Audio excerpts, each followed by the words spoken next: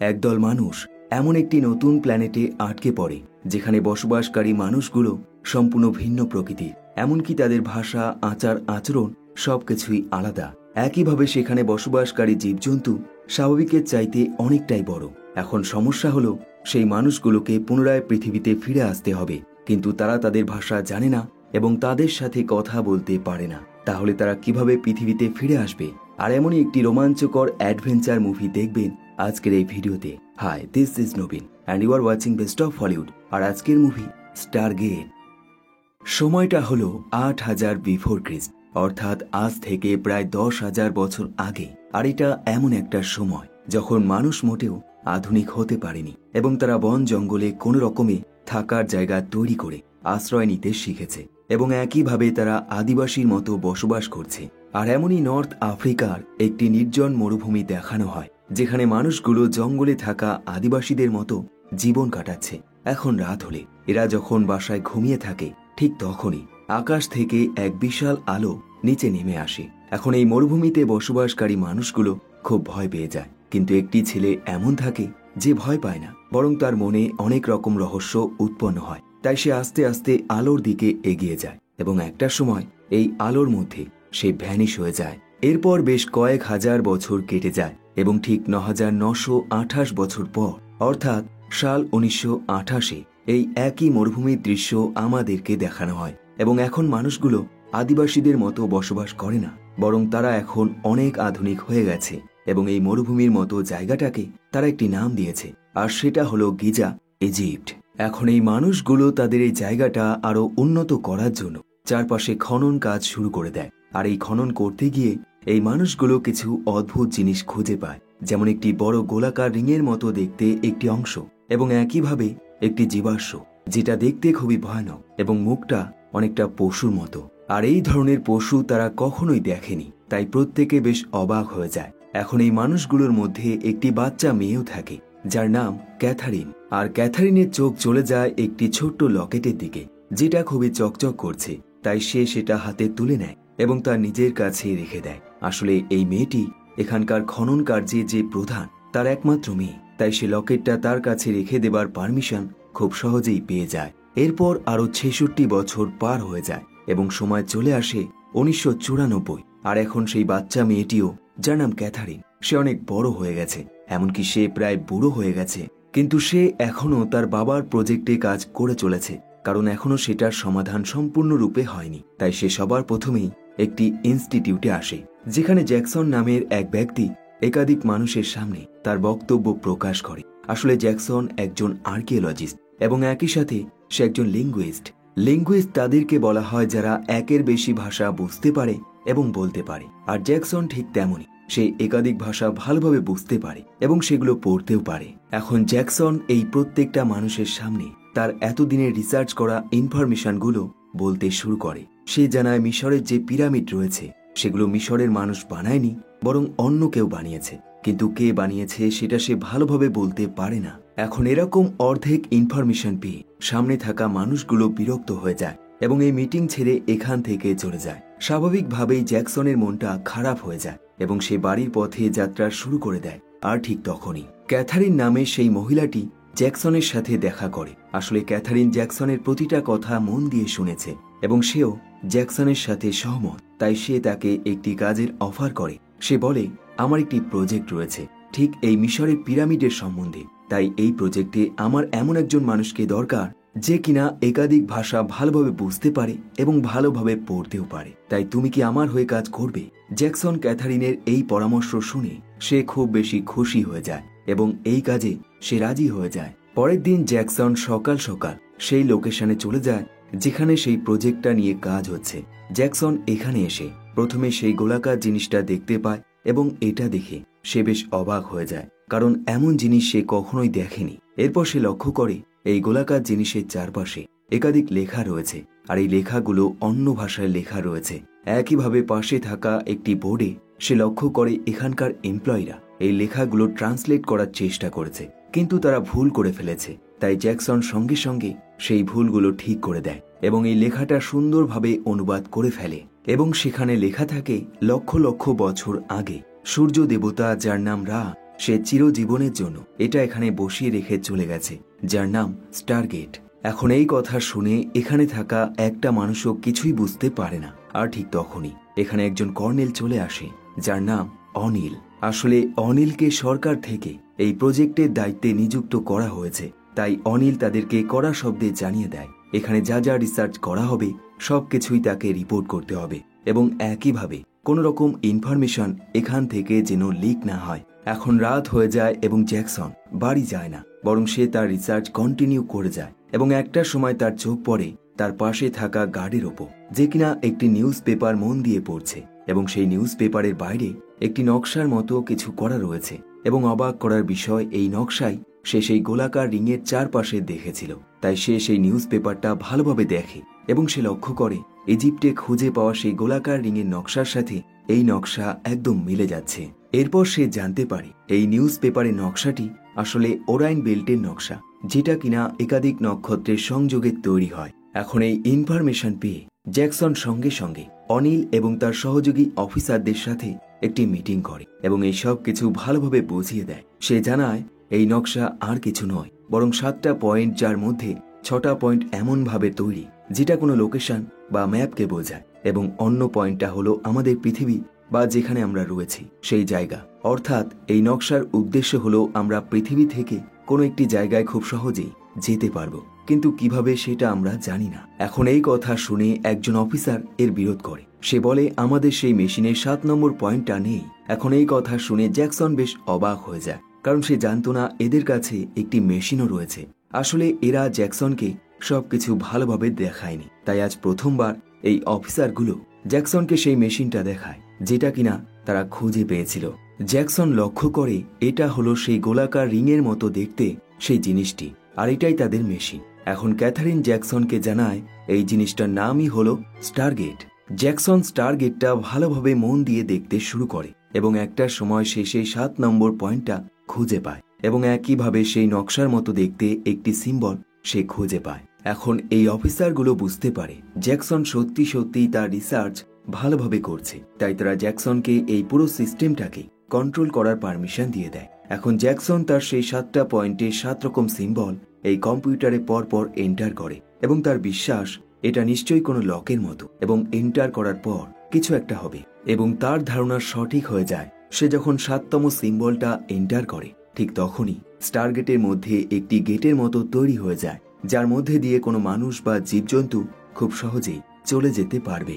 এখন এরা যেহেতু জানে না এটা কি জিনিস, তাই তারা সবার প্রথমে একটি রোবট এবং একই সাথে একটি ট্র্যাকিং ডিভাইস সেই গেটের মধ্যে দিয়ে নিয়ে যায়, এবং তারা কম্পিউটারে সেই রোবটের লোকেশন ট্র্যাক করতে শুরু করে।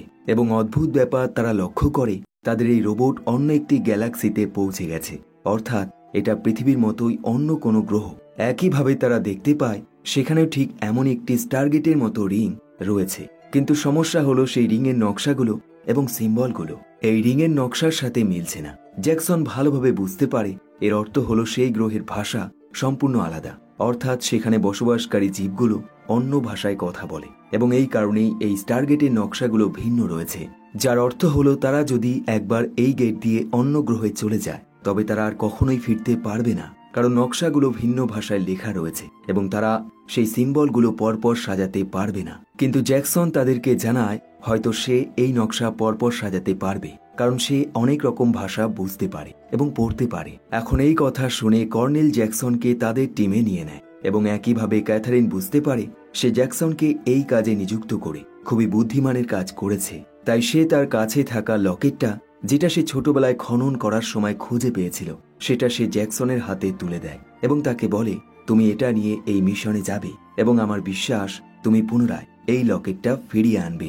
এরপর কর্নেল তার বেশ কিছু আর্মি অফিসারকে এই মিশনের জন্য রেডি করে ফেলে এবং জ্যাকসনের সাথে সেই স্টারগেটের মধ্যে প্রবেশ করে যায়, এবং কিছুক্ষণের মধ্যেই তারা তীব্র গতিতে অন্য একটি প্ল্যানেটে আছড়ে পড়ে। তারা লক্ষ্য করে তাদের চারপাশটা খুবই অন্ধকার, কিন্তু কিছুটা যেতেই তারা আলো খুঁজে পায়, এবং পিছনে ফিরলে তারা দেখতে পায় তারা যেই অন্ধকার জায়গাটা দেখেছিল সেটা আসলে একটি পিরামিডের ভেতরের অংশ ছিল, আর এই পিরামিডটা ঠিক মিশরের পিরামিডের মতোই দেখতে।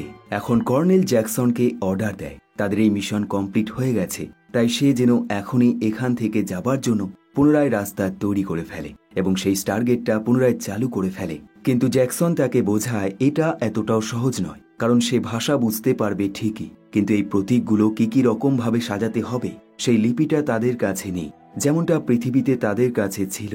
তাই তাদেরকে সবার প্রথমে এমন কিছু লিপি খুঁজে বের করতে হবে যেমনটা তারা পৃথিবীতে খুঁজে পেয়েছিল। এখন এই কথা শুনে কর্নেল বিশ্বাস করে না, বরং তার মনে হয় জ্যাকসন ইচ্ছে করে এই কাজটা করতে চাইছে না। তাই এদের মধ্যে ফাইট শুরু হয়ে যায়। কিন্তু অবশেষে কর্নেল বুঝতে পারে এমনটা করার ফলে জ্যাকসনের কোনো রকম লাভ হবে না, তাই সে জ্যাকসনের কথায় বিশ্বাস করে নেয়। কিন্তু একইভাবে এই সোলজারগুলো জ্যাকসনের ওপর খুব বেশি রেগে যায়। তাই একজন আর্মি অফিসার ইচ্ছে করে জ্যাকসনের সেই ব্যাগটা ছুঁড়ে ফেলে দেয় যার মধ্যে সে তার বইগুলো নিয়ে এসেছিল।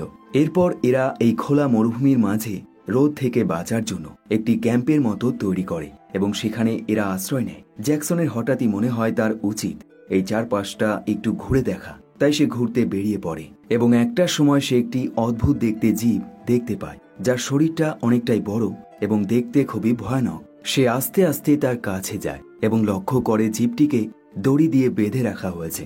আর এটা দেখে সে প্রথমবার বুঝতে পারে এটা ভয়ানক হলেও এটা একটি পালিত পশু। তাই সে সাহসের সাথে তার কাছে থাকা খাবারগুলো তাকে খেতে দেয়। কিন্তু এর মধ্যে কর্নেল এবং তার আর্মি অফিসাররা এখানে চলে আসে এবং তারা সঙ্গে সঙ্গে বন্দুক দিয়ে গুলি চালায়, যার ফলে এই দৈত্যাকার পশুটি দৌড়াতে শুরু করে এবং জ্যাকসনের পা সেই পশুটির গলায় থাকা দড়ির সাথে আটকে যায়, যার ফলে পশুটি তাকেও টানতে টানতে এখান থেকে নিয়ে যায়। আর এভাবেই একটা সময় দড়িটি ছিঁড়ে যায় এবং জ্যাকসন অজ্ঞান অবস্থায় সেই খোলা মরুভূমির মাঝে পড়ে থাকে। কর্নেল এবং তার সহযোগীরা সঙ্গে সঙ্গে সেখানে পৌঁছায় এবং জ্যাকসনকে পুনরায় সুস্থ করে তোলে। কিন্তু এমনটা করতে গিয়ে তারা লক্ষ্য করে দূরে তাদের মতনই একাধিক মানুষ বসবাস করছে এবং তারা তাদের মতন এতটা আধুনিক নয়, বরং তারা ঠিক 10,000 বছর আগে মানুষ যেমন ভাবে বসবাস করত ঠিক তেমন ভাবেই এখানে তারা বসবাস করছে।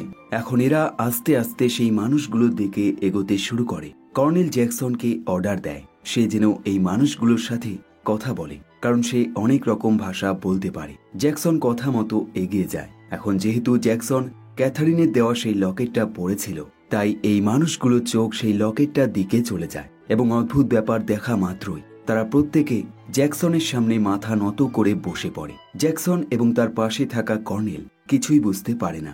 এমনকি তারা যখন এদের সাথে কথা বলার চেষ্টা করে তারা ভয়ে এখান থেকে পালিয়ে যায়। এখন এভাবেই বেশ কিছুক্ষণ সময় কেটে যায় এবং একটা সময় এখানকার লিডার যার নাম কাসুব, সে এদের প্রত্যেককে তাদের এই গ্রামের ভিতরে নিয়ে যায় যেখানে তারা বসবাস করে। জ্যাকসন লক্ষ্য করে এদের গ্রামটা অনেকটাই বড় এবং ভিতরে তারা বড় বড় পাথর দিয়ে থাকার মতো জায়গা তৈরি করেছে। এখন সে যখন ভিতরে প্রবেশ করে সে দেখতে পায় বড় থালার মতো একটি প্লেট ওপরে ঝুলছে এবং তার মধ্যে একটি চোখ আঁকা রয়েছে। জ্যাকসন এখানে জানতে পারে এই চোখটি হলো তাদের সূর্য দেবতা যার নাম রা তার। আর এমনই একটি চোখের চিহ্ন জ্যাকসনের গলায় থাকা লকেটের মধ্যেও রয়েছে। তাই আস্তে আস্তে জ্যাকসন বুঝতে পারে এই মানুষগুলো কেন তাদেরকে মাথা নত করে সম্মান জানিয়েছিল। আসলে সে যে লকেটটা পড়ে রয়েছে সেটা হলো সেই সূর্য দেবতার লকেট। তাই এই মানুষগুলো মনে করেছে সূর্য দেবতা তাদেরকে এখানে পাঠিয়েছে, আর এই কারণেই তারা তাদেরকে সম্মান জানিয়েছিল। এখন এই সবের মধ্যে হঠাৎ করে এই মানুষগুলো চারপাশের গেটগুলো বন্ধ করতে শুরু করে দেয়, যেটা দেখে কর্নেল সমেত তার সহযোগী সোলজাররা খুব বেশি ভয় পেয়ে যায়। যদিও তাদের হাতে বন্দুক থাকে, কিন্তু তবুও এতগুলো মানুষের মধ্যে যাদের সংখ্যা অনেক এবং তাদের কথা কিছুই বুঝতে পারছে না, তাই তারা খুব বেশি ভয় পেয়ে যায় এবং বাধ্য হয়ে কয়েকজন আদিবাসীকে তারা চেপে ধরে। এখন এই মানুষগুলো তাদের হাতের ইশারায় এই সোলজারদেরকে শান্ত হতে বলে এবং কর্নেলকে বাইরে নিয়ে যায় এবং এখানে এসে কর্নেল প্রথমবার দেখতে পায় বাইরে বালুঝড় উঠেছে। আর এই কারণেই এই মানুষগুলো চারপাশের গেটগুলো বন্ধ করছিল। আর এটা দেখে কর্নেল কিছুটা নিশ্চিন্ত হয়। এখন রাত হলে জ্যাকসন এখানকার প্রধানকে মাটিতে দাগ কেটে তার মনের কথা বোঝানোর চেষ্টা করে, কিন্তু প্রধান অন্য কিছু একটা ভেবে নেয়, যার ফলে সে সঙ্গে সঙ্গে জ্যাকসনকে শাড়ি পরাতে শুরু করে দেয় এবং এরপর জ্যাকসনের মাথার চুল থেকে শুরু করে হাতের নখ সবকিছুই পরিষ্কার করতে শুরু করে দেয়। এমনকি এই অবধি নয়, তাকে আলাদা একটি রুমে একা রেখে দিয়ে তারা চলে যায় এবং কিছুক্ষণের মধ্যেই সেই রুমে একটি সুন্দর দেখতে মেয়ে মাথায় ঘোমটা দিয়ে প্রবেশ করে। এখন এই পর্যন্ত জ্যাকসন কিছুই বুঝতে পারে না, কিন্তু যখন মেয়েটি তার জামা কাপড় খুলতে শুরু করে দেয় তখন জ্যাকসন বুঝতে পারে এখানকার প্রধান তার সেই সংকেতের মানে ভুল বুঝেছে তাই সে সঙ্গে সঙ্গে মেয়েটিকে ঠেকায় এবং এমনটা করতে মানা করে। এখন জ্যাকসন মেয়েটিকে আরো একবার তার মনের কথা বোঝানোর চেষ্টা করে, কিন্তু মেয়েটি কোনো কিছুই বুঝতে পারে না। আর ঠিক তখনই মেয়েটি ইচ্ছে করে মাটিতে কিছু নকশার মতো তৈরি করে। জ্যাকসন লক্ষ্য করে এই নকশাগুলো সেই পৃথিবীতে থাকা স্টারগেটের মধ্যে দেখেছিল। তাই জ্যাকসন সঙ্গে সঙ্গে মেয়েটিকে জিজ্ঞাসা করে সে এই চিহ্নগুলো কোথায় দেখেছে। যদিও তার কথা সে বুঝতে পারে না, তাই জ্যাকসন তখন হাতের ইশারায় তাকে সেই জায়গায় নিয়ে যেতে বলে। এখন সেই মেয়েটি জ্যাকসনকে একটি বাংকারের নিচে নিয়ে যায়। অন্যদিকে বাকি সোলজাররা যেই রুমে বসে থাকে, ঠিক তখনই সেই রুমটা ভূমিকম্পের মতো কাঁপতে শুরু করে। তারা সঙ্গে সঙ্গে সতর্ক হয়ে যায় এবং লক্ষ্য করে বাইরে একটি তীব্র আলো আকাশ থেকে নিচে নেমে আসছে, যেমনটা আমরা মুভির প্রথমে দেখেছি। আর এখানে আমরা প্রথমবার বুঝতে পারি এটা হলো একটি স্পেসশিপ। এখন এই শিপ যখন ল্যান্ড করে ঠিক কিছু সময়ের মধ্যেই এই সোলজারদের ওপর কিছু রহস্যময় জিনিস হামলা করতে শুরু করে দেয় এবং এক এক করে সোলজারকে তারা বন্দি করে ফেলে। কিন্তু একজন সোলজার এই রহস্যময় জিনিসটা দেখে ফেলে। সে লক্ষ্য করে এটা অনেকটা মানুষের মতো, কিন্তু মুখটা মানুষের মতো নয়, বরং কোনো পশুর মতো। অন্যদিকে বাংকারে জ্যাকসন ঠিক একই রকম নকশা খুঁজে পায় যেমনটা সে পৃথিবীতে দেখেছিল, এবং একইভাবে সেখানে একাধিক লেখা খুঁজে পায় যেগুলো কিনা ভিন্ন ভাষায় লেখা থাকে। তাই সে মন দিয়ে পড়তে শুরু করে দেয়। এদিকে কর্নেল যখন তার সহযোগীদের দেখতে পায় না, তখন সে চারিপাশটা ঘুরতে শুরু করে এবং একটা সময় সেও সেই বাংকারে পৌঁছে যায় যেখানে জ্যাকসন রয়েছে। এখন জ্যাকসন সেই লেখাগুলো পড়ে এই পুরো ঘটনার পিছনে আসল রহস্যটা সে বুঝতে পেরে যায়। সে কর্নেলকে বোঝায় কিভাবে আজ থেকে কয়েক হাজার বছর আগে একটি গ্রহ ছিল যেখানে এলিয়েনরা বসবাস করত, কিন্তু সময়ের সাথে সাথে সেই এলিয়েনগুলো মরতে শুরু করে। তাই তারা এমন কিছু আবিষ্কার করার চেষ্টা করে যেগুলো তাদেরকে অমর করে দেবে। আর এই কারণেই তারা এক গ্রহ থেকে অন্য গ্রহে যাত্রা করছিল। আর এমনই ভাবে তারা পৃথিবীতেও তাদের স্পেসশিপ নিয়ে পৌঁছে যায়। কিন্তু পৃথিবীর মানুষরা তাদের স্পেসশিপ দেখে ভয়ে পালিয়ে যাচ্ছিল।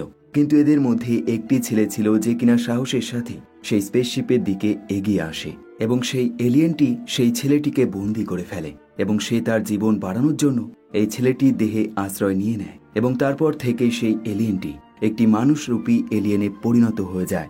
এমনকি এই অবধি নয়, এরপর সেই এলিয়েনটি পৃথিবীতে নিজেকে রাজা হিসেবে ঘোষণা করে দেয় এবং পৃথিবীর মানুষদেরকে দিয়ে বড় বড় পিরামিড তৈরি করায়। এরপর সে সেই মেশিনটাও তৈরি করায় যার সাহায্যে সে পৃথিবী থেকে তার নিজের গ্রহতে চলে যেতে পারবে এবং সেই মেশিনটির নাম দেয় স্টারগেট। এরপর সে পৃথিবী থেকে অনেক মানুষ এই এলিয়েন গ্রহতে নিয়ে যায়। জ্যাকসন আরো বলে এই গ্রহটা অন্য কোনো গ্রহ নয়, বরং আমরা বর্তমানে যেখানে রয়েছি এটাই হলো সেই গ্রহটা। এবং এখনকার প্রত্যেকটা মানুষই পূর্বে পৃথিবীতে বসবাস করত এবং তারা কয়েক হাজার বছর আগে এখানে চলে এসেছিল এবং তখন ইজিপ্টের ভাষাও ভিন্ন টাইপের ছিল। আর এই কারণে বর্তমানে আমরা তাদের ভাষা বুঝতে পারছি না। জ্যাকসন তাদেরকে বোঝায় পৃথিবীর মানুষরা একটা সময় বুঝতে পেরেছিল তাদের সাথে কোনো খারাপ কিছু ঘটছে, আর এই কারণেই তারা একসাথে মিলে এই স্টারগেট মেশিনটাকে মাটির নিচে পুঁতে ফেলেছিল, যাতে পরবর্তী সময় আর কোনো মানুষ পৃথিবী থেকে এলিয়েন গ্রহতে যেতে না পারে। কর্নেল এখানে জানতে পারে সেই রা নামের সূর্য দেবতা আর কেউ নয়, স্বয়ং সেই এলিয়েনটি যে পৃথিবীতে গিয়ে মানুষের মধ্যে প্রবেশ করেছিল এবং নিজেকে রাজা হিসেবে ঘোষিত করেছিল। এখন এই কথা বলতে বলতে জ্যাকসন সেই 7টা চিহ্নর মধ্যে 6টা চিহ্ন খুঁজে পায়। তাই সে 7 নম্বর চিহ্নটা খুঁজতে শুরু করে দেয়, কিন্তু অনেক চেষ্টা করার পরও সে সেই চিহ্নটা খুঁজে পায় না। এখন এই পুরো গল্প এবং ঘটনা শুনে কর্নেলের মোটেও বিশ্বাস হয় না, বরং তার টেনশন থাকে তার সেই সহযোগী আর্মি অফিসাররা অনেকক্ষণ ধরে মিসিং। তাই সে জ্যাকসনকে অর্ডার দেয় সে যেন এখনই পিরামিডের কাছে ফিরে যায়। এখন এরপর কথা মতো এরা সেই পিরামিডের দিকে যাত্রা শুরু করে এবং তারা লক্ষ্য করে পিরামিডের ওপরে একটি স্পেসশিপ ল্যান্ড করেছে, যেটা দেখতে খুবই বড়। তাই তারা প্রত্যেকে খুবই আস্তে আস্তে সেই পিরামিডের দিকে এগিয়ে যায় এবং লুকিয়ে সেখানে প্রবেশ করে। কিন্তু তাদের সন্দেহ সঠিক হয়ে যায়, বেশ কিছু এলিয়েন তাদের উপর অ্যাটাক করতে শুরু করে দেয়। এখন কর্নেল সোজা সেই রুমে চলে যায় যেখানে স্টারগেট মেশিনটা রয়েছে এবং সেখানে গিয়ে সে তার নিউক্লিয়ার বোম খুঁজতে শুরু করে দেয়, যেটা সে তার সাথে করে নিয়ে এসেছিল। কিন্তু অদ্ভুত ব্যাপার, সে লক্ষ্য করে এই নিউক্লিয়ার বোমটা এখানে নেই। এখন এর মধ্যে সেই পিরামিডের ওপরের অংশটা ফাঁকা হয়ে যায় এবং সেখান থেকে 3 জন এলিয়েন এখানে প্রবেশ করে, যাদের মুখটা অনেকটা পশুর মতো এবং শরীরটা ঠিক মানুষের মতো। এখন এই এলিয়েনগুলো জ্যাকসন এবং কর্নেলকে এমন একটি রুমে নিয়ে যায় যেখানে একই রকম দেখতে অনেক এলিয়েন থাকে এবং তাদের মধ্যে একটি এলিয়েন এমন থাকে যে কিনা একটি রাজার চেয়ারে একা বসে থাকে। আর এটাই হলো সেই এলিয়েন যাকে এখানকার প্রত্যেকটা মানুষ তাদের দেবতা মনে করে এবং রাজা মনে করে, যার নাম রা। এখন রা তার মুখের মুখোশটা সরিয়ে ফেলে এবং এখানে আমরা দেখতে পাই এটা হলো সেই ছেলেটি যাকে আমরা মুভির প্রথমে দেখেছি, অর্থাৎ যে সেই স্পেসশিপের আলোতে ভ্যানিশ হয়ে গেছিল। এখন প্রশ্ন হলো 10,000 বছর পর সে কিভাবে জীবিত রয়েছে এবং ঠিক একই রকম রয়েছে। যাই হোক, রায়ের শরীরটা মানুষের হলেও তার ভিতরে বর্তমানে এলিয়েনের আত্মা বসবাস করছে, আর এই কারণে তার মধ্যে কোনো রকম মায়াদয়া নেই এবং একইভাবে সে জানতে পেরে গেছে কর্নেল এই গ্রহটা ধ্বংস করার জন্য তার সাথে করে নিউক্লিয়ার বোম নিয়ে এসছে। তাই সে সেই বোমটা আগের থেকে চুরি করে নিয়েছে এবং এরপর সে তার গার্ডদেরকে অর্ডার দেয় তারা যেন এখনই কর্নেল এবং তার সহযোগীদের কঠোর শাস্তি দেয়। এখন এই কথা মতো এই গার্ডগুলো তাদের উপর অ্যাটাক করতে শুরু করে দেয়। প্রথম দিকে কর্নেল তাদের সাথে লড়াই করার চেষ্টা করে, কিন্তু এদের সংখ্যা অনেক বেশি থাকে, যার ফলে কর্নেল এবং জ্যাকসন সেখানেই অজ্ঞান হয়ে যায় এবং এই সুযোগে তারা জ্যাকসনের গলা থেকে সেই লকেটটা নিয়ে নেয় এবং একইভাবে কর্নেলকে সেই জায়গায় ফেলে দেয় যেখানে তার বাকি সোলজারদেরকে বন্দী করে রেখেছে। একইভাবে রা এই গ্রহতে বসবাসকারী মানুষগুলোর ওপর অ্যাটাক করতে শুরু করে দেয়, কারণ তার মতে তারাও পৃথিবী থেকে এখানে এসছে এবং তারাও তার ক্ষতি চায়। এখন এই অ্যাটাকে প্রচুর মানুষ মরে যায় এবং এই গ্রামের প্রধান মনে করে তাদের দেবতা হয়তো তাদের ওপর রাগ করেছে। অন্যদিকে জ্যাকসনের যখন জ্ঞান ফেরে সে লক্ষ্য করে সে একটি বাক্সের মধ্যে শুয়ে রয়েছে। আসলে এই বাক্সটা কোনো সাধারণ বাক্স নয়, বরং এই বাক্সের মধ্যে যেই মানুষকে রাখা হয় তার শরীরের প্রতিটা কোষ পুনরায় নতুন করে জন্ম নেয়। আর এটাই সবচেয়ে বড় কারণ সূর্য দেবতারা 10,000 বছর ধরে এখনো জীবিত রয়েছে। এখন জ্যাকসন আরও একবার রায়ের কাছে যায় এবং রা তাকে জানায় যেহেতু কর্নেল এখানে নিউক্লিয়ার বোম নিয়ে এসছে, তাই সেই বোমটি তারা পুনরায় স্টারগেট মেশিনের সাহায্যে পৃথিবীতে পাঠিয়ে দেবে। এমনকি তারা সেই বোমের মধ্যে কিছু মেটেরিয়াল মিশিয়ে দেবে, যার ফলে সেই বোমের শক্তি অনেক গুণ বেড়ে যাবে এবং পুরো পৃথিবী ধ্বংস হয়ে যাবে। এমনকি রা জ্যাকসনকে ধমকি দেয়, সে বলে এই সব কিছু করার আগে আমাদেরকে এটা প্রমাণ করতে হবে যে এই মানুষগুলোর ভগবান স্বয়ং আমি, আর এটা প্রমাণ করার জন্য তোমায় সবার প্রথমে আমার কথা মেনে কাজ করতে হবে, আর এমনটা যদি তুমি না করো তবে আমি তোমায় মেরে ফেলব। অন্যদিকে প্রধানের সেই মেয়েটি যাকে জ্যাকসনের কাছে পাঠানো হয়েছিল সেই গ্রামবাসীদের সব সত্যিটা জানিয়ে দেয় যে কিভাবে রা তাদের ভগবান নয় এবং তাদেরকে সম্পূর্ণ বোকা বানানো হচ্ছে, কারণ এই সব কিছুই সে জ্যাকসনের কাছ থেকে জানতে পেরেছে। পরের দিন সকালে রা সবার প্রথমে এই গ্রামবাসীদেরকে এক জায়গায় জড়ো করে এবং তারপর জ্যাকসনকে অর্ডার দেয় সে যেন তার সহযোগী কর্নেল এবং তার সোলজারদেরকে মার্ডার করে ফেলে। আর এমনটা করে সে প্রমাণ করতে চায় সে হলো এদের একমাত্র ভগবান। এখন এর মধ্যে জ্যাকসন লক্ষ্য করে দূরে বসে থাকা একটি ছেলে তার দিকে কিছু একটা সংকেত দিচ্ছে। সে ভালোভাবে সেটা লক্ষ্য করে এবং বুঝতে পারে এই গ্রামবাসী সব সত্যি জেনে গেছে এবং সেই ছেলেটির হাতে একটি বন্দুক রয়েছে, অর্থাৎ সে রায়ের বিরুদ্ধে লড়াই করতে চায়। তাই সে সঙ্গে সঙ্গে নিজের হাতের অস্ত্রটা কর্নেলের দিক থেকে সরিয়ে সোজা রায়ের দিকে ফায়ার করে দেয় এবং একইভাবে সেই গ্রামবাসীগুলো তাদের বন্দুক দিয়ে গুলি ফায়ার করতে শুরু করে দেয় এবং এই সুযোগে এই গ্রামবাসী সমেত জ্যাকসন এবং সোলজাররা এখান থেকে পালিয়ে যায়। রাত হলে তারা একটি গুহার মধ্যে আশ্রয় নেয় এবং এখানে জ্যাকসন কর্নেলকে বোঝায় কিভাবে তার নিউক্লিয়ার প্ল্যানটি এখানে বিপদ সৃষ্টি করেছে। সে জানায় রা সেই বোম পৃথিবীতে পাঠিয়ে পৃথিবীকে ধ্বংস করতে চায়। এখন যেহেতু এই সব কিছুই কর্নেলের কারণে হয়েছে, তাই সে ডিসাইড করে নেয় সে যে করেই হোক তাদের এই ধ্বংসের হাত থেকে পৃথিবীকে রক্ষা করবে। এখন এই কথাবার্তার মধ্যে জ্যাকসন আরও একটি জিনিস জানতে পারে, আর সেটা হলো এই গ্রামবাসী তাকে সেই মেয়েটির স্বামী মনে করতে শুরু করে দিয়েছে যাকে এই গ্রামবাসীর প্রধান তার কাছে পাঠিয়েছিল। এমনকি এই অবধি নয়, মেয়েটিও তাকে তার স্বামী মনে করতে শুরু করে দিয়েছে। আসলে জ্যাকসনও এই মেয়েটিকে পছন্দ করে, তাই সে এই সম্পর্ক মেনে নেয়। এখন এই আনন্দে এই মেয়েটির ভাই পাথরের গায়ে একটি সিম্বল তৈরি করে ফেলে, যেটা দেখতে অনেকটা একটি পিরামিডের মতো এবং তার উপর 3টে চাঁদ রয়েছে। আর এটা দেখে জ্যাকসনের মুখে হাসি চলে আসে। সে বুঝতে পারে এটাই হলো সেই 7তম চিহ্ন যার সাহায্যে তারা স্টারগেট মেশিনটা চালু করতে পারবে। এখন জ্যাকসন বুঝতে পারে তারা খুব সহজেই পৃথিবীতে ফিরতে পারবে, কিন্তু সে এত সহজে ফিরতে চায় না, কারণ তার আগে এই গ্রামে বসবাসকারী সাধারণ মানুষদেরকে রায়ের মতো নৃশংস এবং ভয়ানক রাজার হাত থেকে মুক্তি দিতে চায়। অন্যদিকে এই গ্রামের খনিতে রায়ের একজন সহযোগী সেই মেটেরিয়াল সংগ্রহ করতে আসে যেটা তারা নিউক্লিয়ার বোমের সাথে মেশাবে, কিন্তু এখানে আগের থেকেই কর্নেল উপস্থিত থাকে তাই সে তার বন্দুক দিয়ে তাকে মেরে ফেলে। এখন এই দৃশ্য দেখে এই গ্রামের প্রধান মনে করতে শুরু করে যে তারা তাদের ঈশ্বরের বিরুদ্ধে একটি খারাপ কাজ করে ফেলেছে, তাই তারা ক্ষমা চাইতে শুরু করে দেয়। কিন্তু এখানে জ্যাকসন চলে আসে এবং সে তাদেরকে দেখায় কিভাবে এই মৃত মানুষটি ঠিক তাদের মতনই একজন মানুষ এবং এতদিন ধরে তাদেরকে বোকা বানিয়ে এসছে। এখন এই সব দেখে জ্যাকসন, কর্নেল এবং বেশ কিছু গ্রামবাসী সেই ধাতু নিয়ে পিরামিডের মধ্যে প্রবেশ করে এবং এমনটা করার সময় তারা তাদের মুখটা ঢেকে নেয় যাতে সেখানকার গার্ডরা তাদেরকে চিনতে না পারে। কিন্তু একটা সময় তারা ধরা পড়ে যায়, যার ফলে কর্নেল তার বন্দুকটা বের করে ফেলে এবং সামনে থাকা এলিয়েনগুলোকে এক এক করে মার্ডার করে ফেলে। অন্যদিকে এই খবর যখন রায়ের কাছে পৌঁছায় তখন সে খুব রেগে যায় এবং আরও একবার এই গ্রামবাসীর ওপর অ্যাটাক করতে শুরু করে দেয় এবং একইভাবে তার ভয় হতে শুরু করে যে এই গ্রামবাসী সত্যি সত্যিই তাদেরকে না মার্ডার করে ফেলে। তাই সে সঙ্গে সঙ্গে তার গার্ডদেরকে অর্ডার দেয় তারা যেন এখনই সেই নিউক্লিয়ার বোমটা পৃথিবীতে পাঠিয়ে দেয়। এদিকে কর্নেল এই পরিস্থিতিটা বুঝতে পেরে সে নিউক্লিয়ার বোমটা অ্যাক্টিভ করে দেয় এবং জ্যাকসনকে অর্ডার দেয় সে যেন স্টারগেট মেশিনের সাহায্যে পুনরায় পৃথিবীতে ফিরে যায় এবং সেখানে থাকা স্টারগেট মেশিনটা নষ্ট করে দেয় যাতে কেউ পৃথিবীতে কোনো রকম বোম পাঠাতে না পারে এবং একইভাবে সে এখানে থাকবে এবং রায়ের ধ্বংস করবে। কিন্তু এইসব বলতে বলতে রায়ের একজন গার্ড এখানে চলে আসে এবং সে সেই মেয়েটিকে মার্ডার করে ফেলে যে কিনা বর্তমানে জ্যাকসনের স্ত্রী। এখন এটা দেখে জ্যাকসনের মন খারাপ হয়ে যায় এবং একইভাবে তার রাগ হয়, কিন্তু একই সময় পাশে একটি আলো ভেসে ওঠে।